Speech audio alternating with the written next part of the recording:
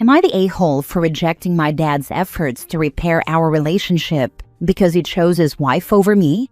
I, 21 male, lost my mom when I was still a baby, and my dad didn't date anyone until I was around 9. Then he met his wife, Lindsay. She was a single mom to 2 kids. Both of her kids had different fathers who weren't around. Her oldest was 11, and her youngest was 6. Her youngest was special needs and medically complex. My dad and Lindsay rushed their relationship because she didn't have much free time and she wanted help, and Dad was willing. A really brief TLDR. My dad kept me in a bad situation. His wife's youngest took up a lot of money and space with all his extra needs, and her oldest was angry, violent, lashed out, drank, and did drugs. I had a curtained-off space, not a bedroom with a door, and not a real bed. I once went 6 weeks without seeing my dad while I lived there. He told me she came first when I asked him to leave, and that his marriage and happiness would always come first. I left at 17 and didn't look back.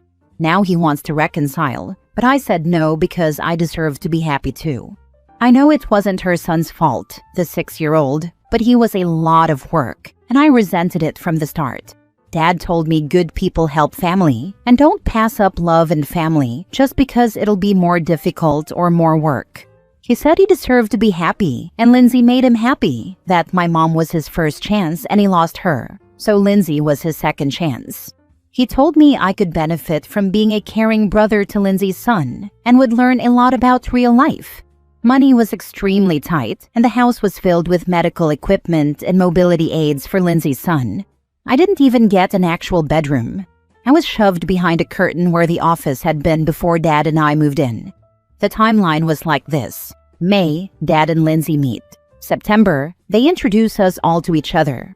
November, we all move in together. February, Dad and Lindsay get married. A few months after we moved in, Lindsay's daughter, the oldest, started acting out. She smashed up some of her half-brother's medical equipment, stole money, snuck out late at night, got drunk a few times, started taking drugs, and would push me around if I was in her way. There were nights I couldn't sleep until 1 or 2 a.m. because I could hear Lindsay and her daughter fighting. Her daughter would say she wished her half-brother would die so they could move on. Lindsay would get hysterical, and her daughter would say he wasn't her real brother anyway, just a burden. I begged my dad to leave and go back to it being just the 2 of us, but he said we couldn't walk out. We committed. We were more than just the 2 of us now. I told him I didn't want any of them and hated how much life had changed. He told me life always changes, and I needed to get on top of my feelings and accept that he needed to be happy and deserved to save his marriage. He said his marriage was the most important thing and that it had to be to provide me with stability.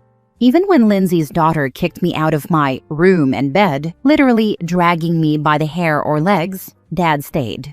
When I was 13, I went 6 weeks without seeing my dad because Lindsay's son was in the hospital and she stayed with him. That meant if Dad wasn't at work, he was at the hospital. All I got was a note telling me to go to friends' houses if there was no food. Those 6 weeks were hell. Every time I saw Lindsay's daughter, she cursed at me, shoved me around, and made me feel unsafe outside of my curtained area. Nothing got better. After I turned 15, Lindsay started asking me to help more with chores and errands and expected me to be her little helper. When I said no, Dad told me I didn't get to disrespect my new mom.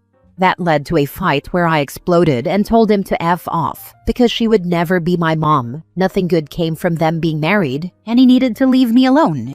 More fights happened after that because Lindsay heard and said she loved me, and her son loved me too, and would hate to know I saw him as nothing but a burden. When I was 17, I just left one day. I didn't have a plan or much savings, but I decided I couldn't take it anymore. I left Dad a note, like he left me when I was 13. He filed a missing persons report, and I had to tell the cops I was safe, but refused to go back. I avoided being sent back until I turned 18. Then I was just free. I didn't stay in touch and started a new life. I even tracked down my mom's family, and now I live with my maternal grandparents, who had been searching for me for years. But Dad had moved and never let anyone know where we were going. He got in touch a couple of months ago. I ignored him and kept ignoring his requests to reconcile. Then, a week ago, I replied to his message where he said how much he hated that we ended up like this. He wasn't even sure if I'd blocked him. I had planned to, but never expected him to reach out. But he said he loved me, missed me, and more than anything wanted us to work on things. I told him that he chose his wife over me, made a big chunk of my childhood hell, and I wanted nothing more to do with him because I deserved to put my happiness first. He's replied a bunch since, saying I should never have expected him to give up his wife for me and that we can work on this. He says I need my dad and all kinds of crap. He actually seems kind of desperate and erratic about it, like he's really afraid I won't give him a chance. Am I the a-hole for rejecting his efforts? Now for the top comments. Your dad failed you when you needed him most. You're not wrong. Thank you. Like he said, she comes first, so he should be fine with the outcome of that. OP, before you resume being low or no contact, please lay everything out for him in exquisite detail. Every hungry moment during those 6 weeks. Every hit or kick or push from stepsis. Every neglectful moment. Every tear. I don't expect it to make a tiny bit of difference to him, but I feel like you need to get it off your chest, and he needs to know it all. Then he can be relegated to your past and be happy with his wife. And you be happy with the better life you've built. Not the a-hole. Sounds like you went through hell and the one person you were supposed to be able to count on let you down spectacularly. It was such a big change that it was hell having hardly anything and then dealing with the fighting and all the other stuff. If you're not in therapy to help you unpack this, you should consider it. It's expensive, but maybe your grandparents can help. I want to give them a hug for taking you in. Good people. I'm in therapy now. It took a while, but I accepted that I'd need it. Next story. Am I the a-hole for not having a relationship with my dad and his family because his wife is the affair partner and they talked crap about my mom? My parents were married when my mom got pregnant with me, 16 male. She was still pregnant when she found out my dad was cheating with Lauren. My dad and Lauren moved in together after the affair was exposed, and then Lauren got pregnant. My dad and Lauren tried to get custody of me and lost. They called CPS on my mom and weren't able to take me that way either. So it was always toxic. They shared custody of me starting when I was 3, and it ended last year when the courts let me reduce it to 50-50. A few months ago, it was decided I could live with whoever I wanted, but I couldn't block or mute either parent while I'm under 18. My dad and Lauren have 6 kids together. My half-brother is their oldest, and he's less than a year younger than me. My dad and Lauren used to talk so much crap about my mom. I remember being really young, and they would say how she gave birth to me early and didn't even breastfeed me to make up for it. They said she hated my half-brother and wished he was dead. They often told me she put herself before me and didn't care about my need to be with my family. They called her ugly, fat, and all kinds of other insults. They'd say she didn't buy me nice gifts like they did, or that she didn't give me siblings like they did.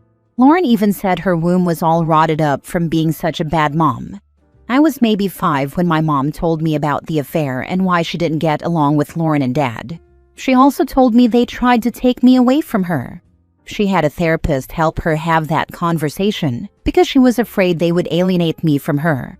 I asked my dad about it, and he didn't deny it. But it was years later when he came out and said he didn't regret what he did and would do it all over again, only he'd try to win.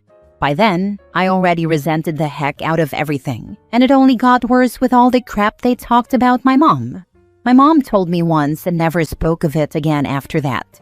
I really hated being at my dad's house and didn't want to be close to Dad, Lauren, or the other kids.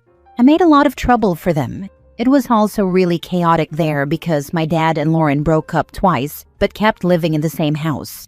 They divided it into his half and her half, and those times were really tense. Lauren would get mad when I wouldn't visit her side during Dad's parenting time. That actually almost made them break up for good, but they got back together both times. It added to all the weirdness. I got into so much trouble when I had to be there because I wanted nothing to do with the kids and was rude to Lauren and my dad. I started calling them cheaters 3 years ago, which ticked them both off. They told me I wasn't even born at the time, and I said I didn't care.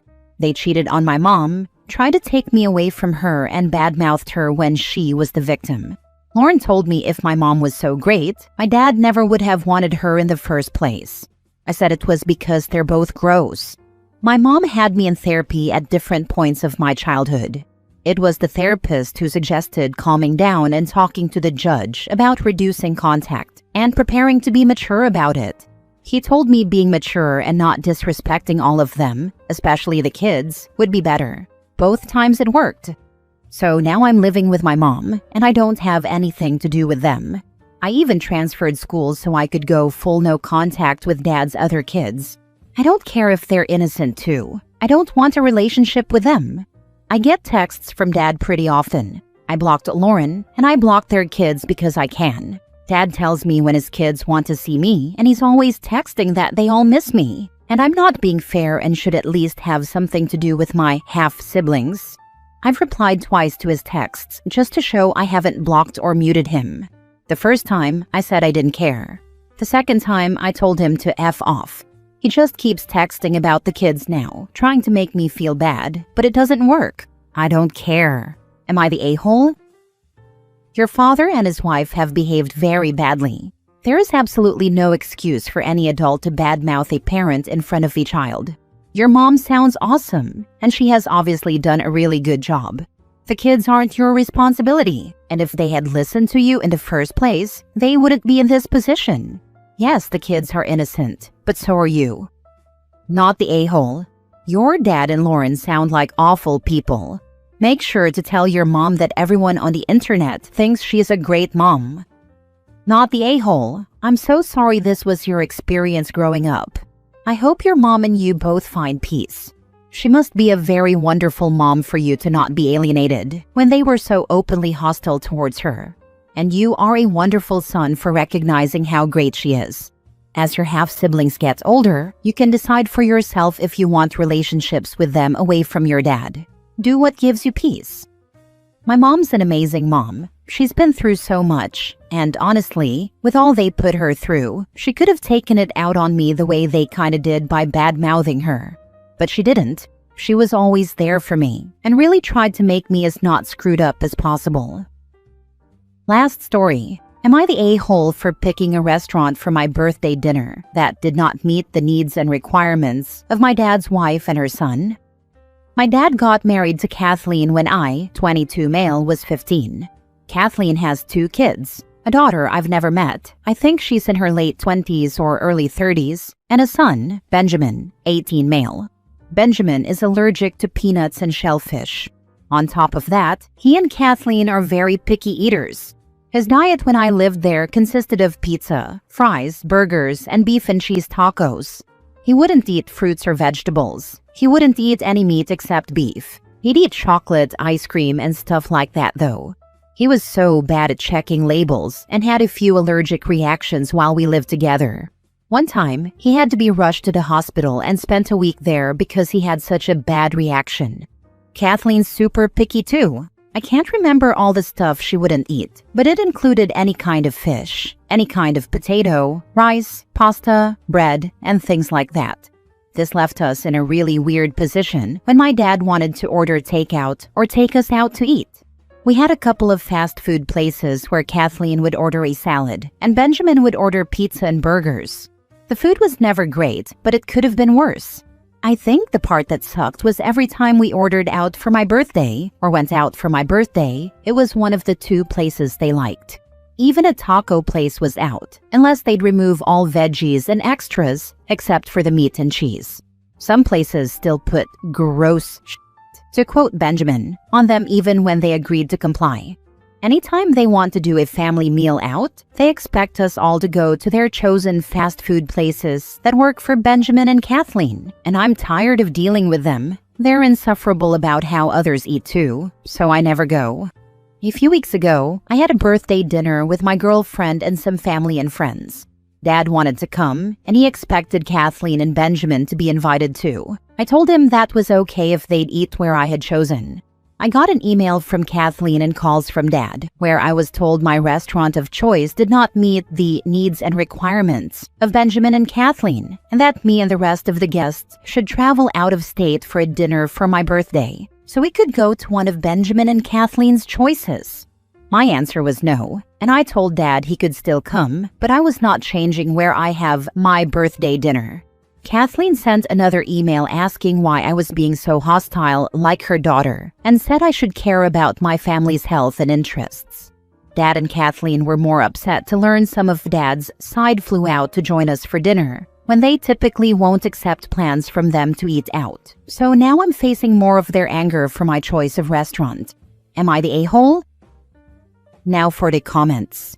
Not the a-hole. So your dad's relatives avoid eating with him and Kathleen because of the boring food and jumped at the opportunity to have a nice meal with you? The rule is simple. Your birthday, you choose. Your dad can go and have chicken nuggets with his wife any day he feels like it, but he does not get to dictate how you organize your birthday party. Seems like Kathleen's own daughter doesn't like eating out with them either. Sounds like Kathleen's daughter is totally estranged, as OP has never met her. Wait a minute, her own daughter is so fed up with the dietary nightmare that is her mother and brother that stepmom considers her hostile?